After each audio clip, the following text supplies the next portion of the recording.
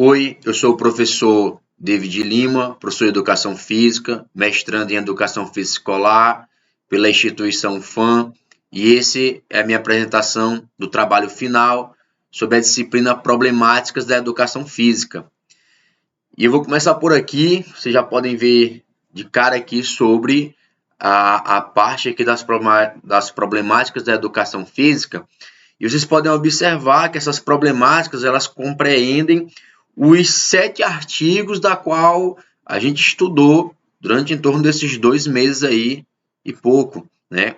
E o primeiro problemática abordada, a qual eu coloquei aqui, é a educação física escolar, abandono do trabalho docente, como vocês podem observar aqui, versus as práticas inovadoras. Aqui está o mapa conceitual, cujo artigo é Entre o Rola-Bola e a Renovação Pedagógica, do professor Fernando Jaimes Gonzalez. Estou aqui com a minha colinha para observar um pouco. E durante esse mapa conceitual, implicam, sobre o rola-bola e a renovação pedagógica, as práticas tradicionais esportivizadas, o desinvestimento pedagógico e as práticas inovadoras.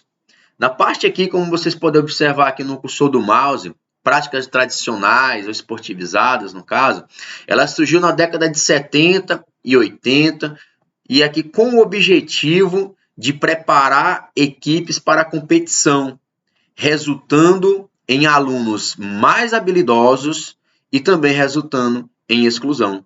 Então, a gente pode observar que essas práticas tradicionais e esportivizadas, elas acabam colocando um grupo seleto e tinham um objetivo, de uma competição exacerbada, distante ali já de uma abordagem pedagógica, da qual nós vamos ver agora, que é a parte do desinvestimento pedagógico, que se caracteriza como um abandono docente, nesse sentido. E aqui, esse desinvestimento pedagógico, eles geram alguns fatores. O primeiro deles aqui são alunos que tomam de conta das aulas. Outro ponto aqui é a falta de punição, e aqui eu deixo entre aspas, para quem não participa das aulas. Outro ponto é a exclusão das meninas. Outro ponto também destacado, que caracteriza o desinvestimento pedagógico, é os mais habilidosos que decidem quem jogam. E, por fim, a ausência do professor da aula ou quadra. Essas são algumas características do desinvestimento pedagógico que acabam marcando esse ponto. Outro ponto, e aqui nós chegamos às práticas inovadoras, nesse ponto aqui, elas necessitam de quê? Elas necessitam de um processo de transformação da área. Precisa ser contextualizado esse processo. Também precisa da relação, aqui nesse ponto, entre cultura escolar e a sua relação com a disciplina de educação física. Outro ponto também aqui que pode se destacar, vou só mudar aqui rapidinho o lado da câmera. Outro ponto que pode se destacar aqui são as condições objetivas, do trabalho. E, por fim, as disposições sociais do professor atualizadas no contexto de trabalho. Esse ponto aqui, vocês podem observar bem, esses 4 pontos aqui, eles caracterizam uma prática inovadora. Precisa haver uma transformação da própria disciplina da educação física, precisa ter aqui a relação entre a cultura escolar e a relação com a disciplina da educação física, que isso implica também. Também precisa ter as condições objetivas de trabalho, precisa ter sim a parte de um material da qual o professor ele precisa utilizar para desenvolver o seu trabalho de forma coerente, de forma competente. E também o próprio contexto social do professor, de como ele está inserido nisso tudo. Ok? Vou fechar aqui essa parte.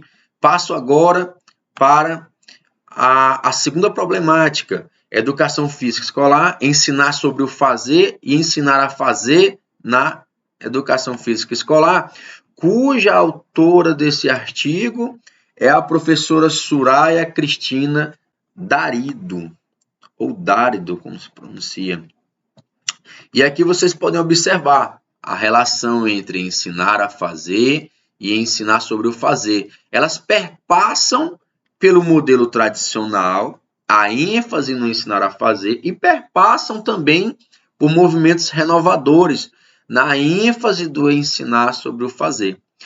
O primeiro ponto é que vocês podem observar, o modelo tradicional, ênfase no ensinar a fazer, a gente observa aqui que é caracterizado por ser recreativo, alienante, resumido em prática esportiva, descompromissado e alunos mais habilidosos. São essas características da qual a professora Soraya acabou destacando e caracterizando o modelo tradicional, que traz a ênfase no ensinar a fazer. Outro ponto aqui, vou mudar para o outro lado aqui a câmera, são os movimentos renovadores, que já a ênfase é no ensinar sobre o fazer. E surgiu, como vocês podem observar, o movimento renovador na educação física brasileira.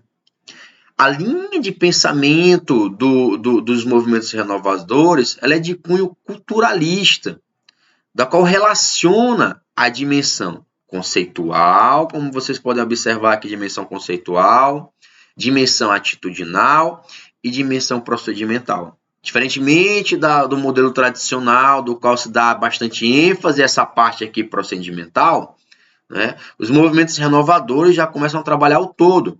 A parte conceitual, de contextualizar o conteúdo, a parte atitudinal, de trabalhar os valores, concluindo isso, parte para a parte procedimental. A terceira problemática que nós podemos observar aqui, novamente eu mudo a câmera para cá, né, é a educação física e os seus aspectos legais, né, que a gente pode trabalhar.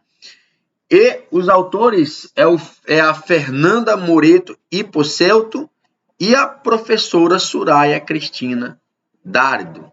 Os aspectos legais da educação física, como vocês podem observar aqui, deixa eu só baixar aqui rapidamente a câmera, elas envolvem a LDB de 1961, envolve a LDB aqui, ó, de 1971, envolve a LDB de 1996 e também envolvem a Lei número 10.793/2003, da qual se faz o questionamento, avanço ou retrocesso.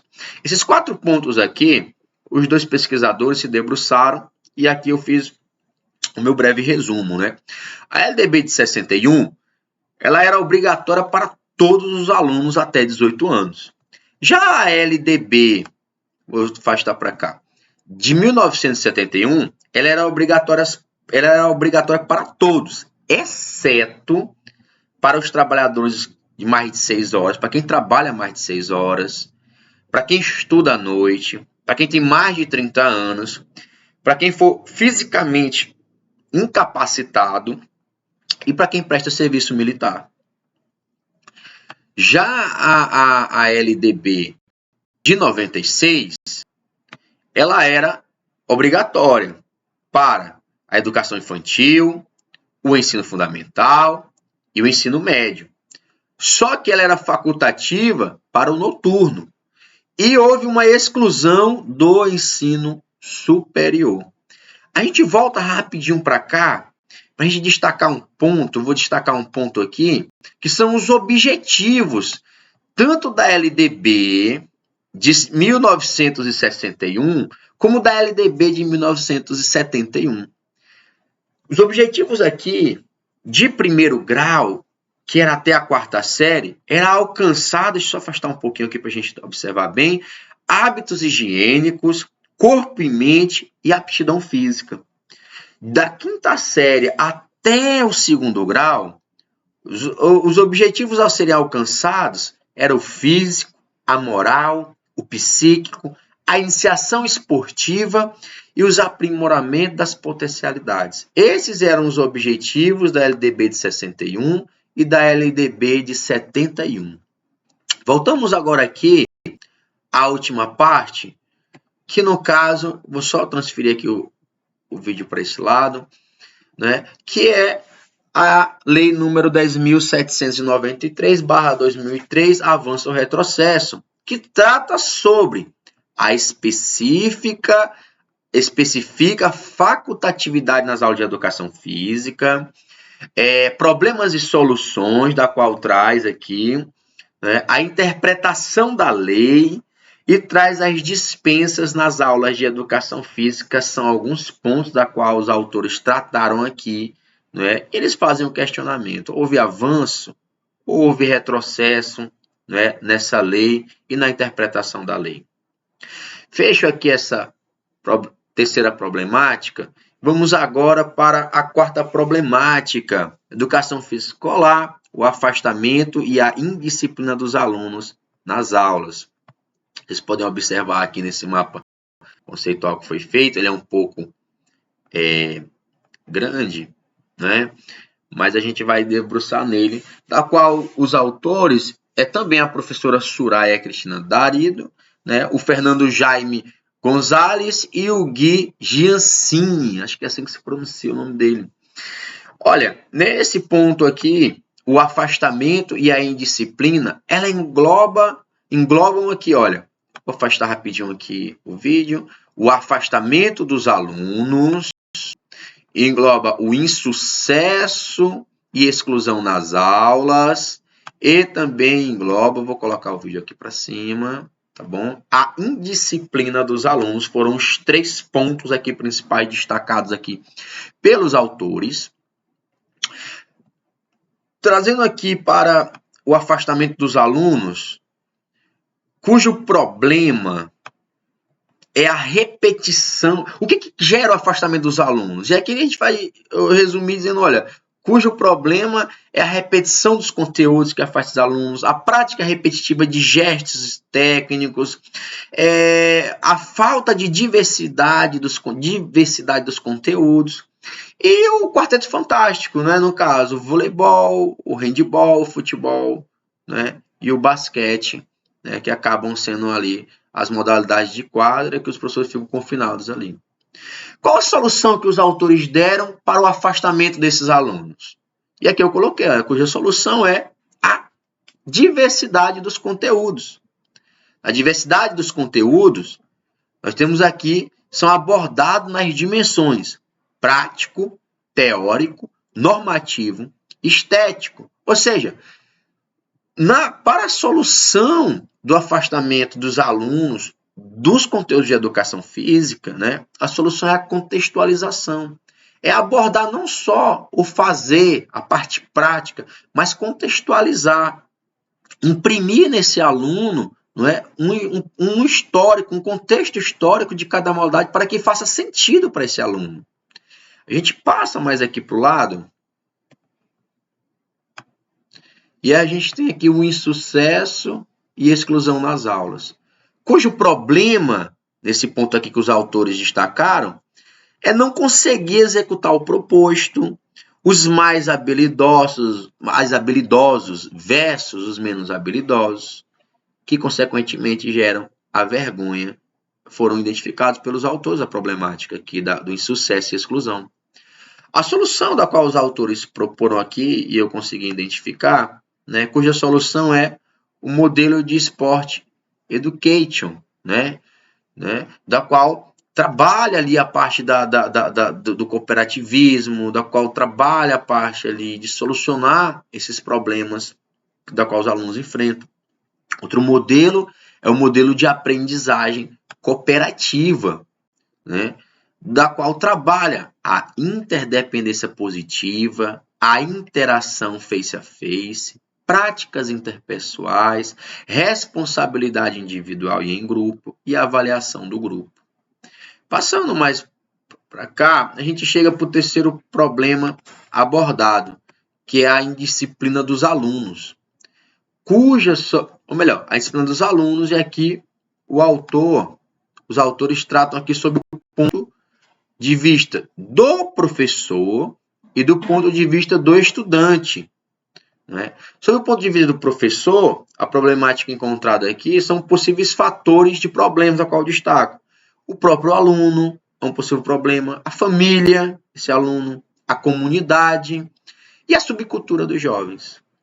Já sobre o olhar do estudante, o que é apresentado para ele sobre a indisciplina, possíveis fatores de problemas, a própria escola, o descaso dos professores, aulas desinteressantes e o bullying da qual os alunos podem passar em alguns momentos.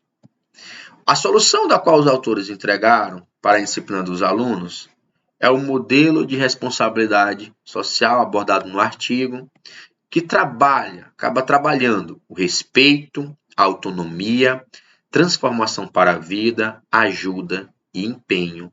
Esses são os pontos da qual os autores trataram como solução. Nós fechamos esse artigo aqui e nós vamos então para a quinta problemática, educação física escolar e o esporte. Né?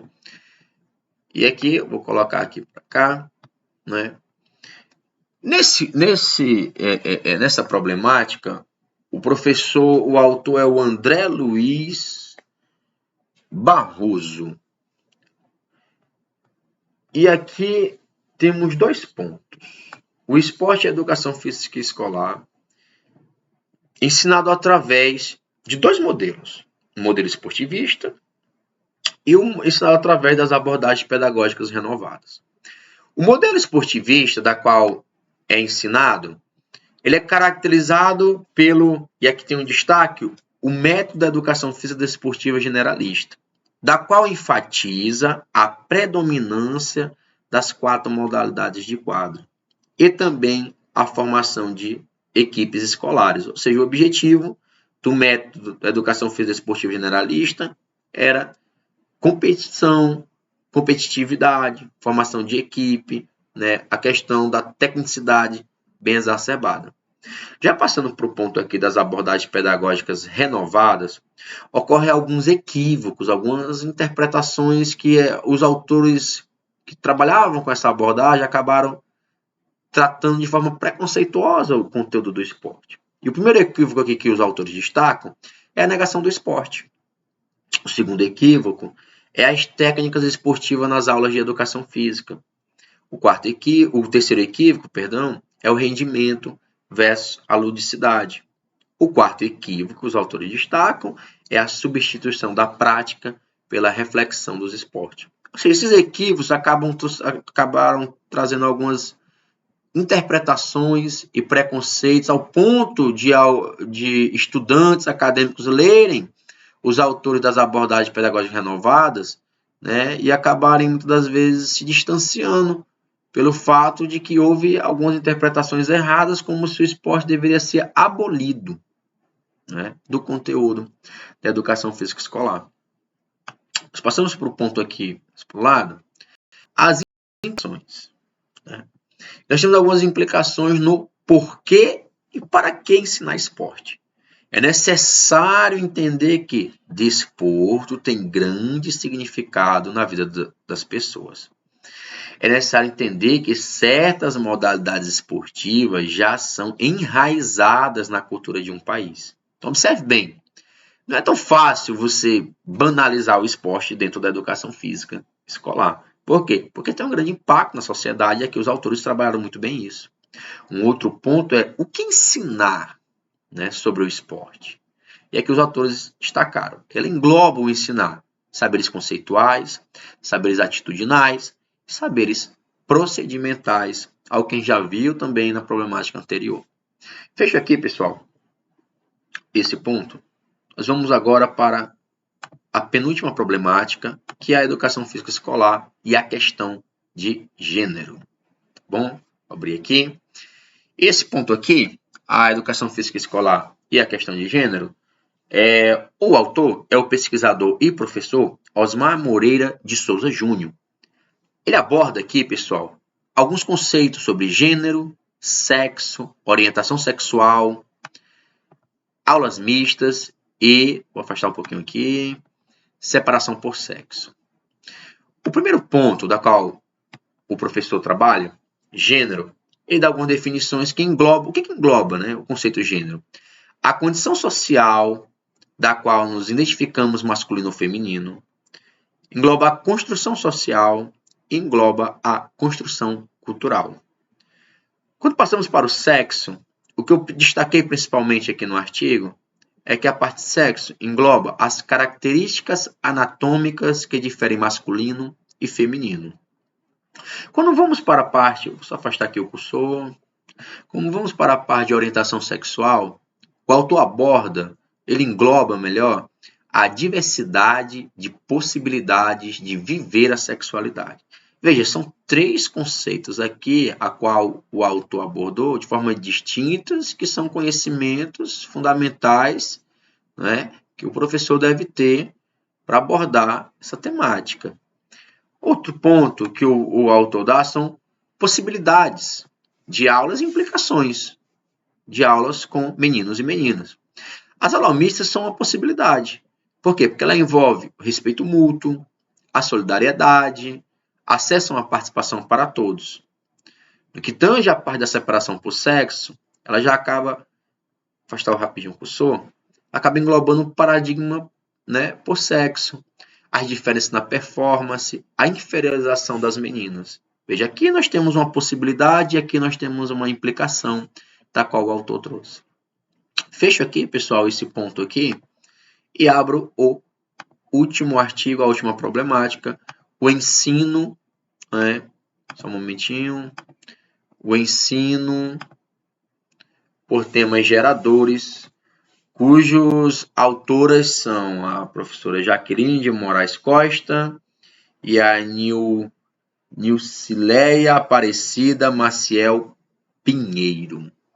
Os temas geradores, né, aqui que as autoras pesquisaram, vou afastar aqui o vídeo para cá, baseados ali na obra do professor Paulo Freire, se eu não me engano ali destaca muito a pedagogia do oprimido. Os temas geradores, eles tratam sobre o ensino por meio de temas geradores. Esses ensinos, pessoal, por temas geradores, eles envolvem 3 etapas. A primeira etapa é a etapa da investigação, segunda etapa, etapa da tematização e a terceira etapa, a etapa de problematização. Na primeira etapa, né, foi bem resumido, na qual eu identifiquei, a etapa da investigação. Obviamente, ela investiga temas e palavras da qual o aluno já tenha conhecimento prévio, para que se possa desenvolver um conhecimento. Quando se chega à parte da tematização, da qual o aluno já falou para o professor, aquele conhecimento prévio da qual o aluno já tinha, a etapa da tematização, ela abrange o processo de codificação, né, da qual o problema ali naquela palavra, qual o problema da qual o aluno pode trazer. E aí vem o processo de decodificação, a solução para esse problema, para resolver esse problema desse aluno, ou daquela aula, durante aquela aula. Por fim, tem a etapa de problematização. Essa etapa de problematização, ela resulta em uma reflexão-ação. Passa-se pela etapa de investigação, passa-se pela etapa de tematização, o aluno constrói o conhecimento e ali ele começa a refletir sobre esse conhecimento, ele começa a agir e transformar o conhecimento da qual ele adquiriu. Pessoal, fica aqui então a minha explanação, né, e o meu trabalho final da disciplina Problemáticas da Educação Física. Espero que tenham gostado e apreciado. Tchau.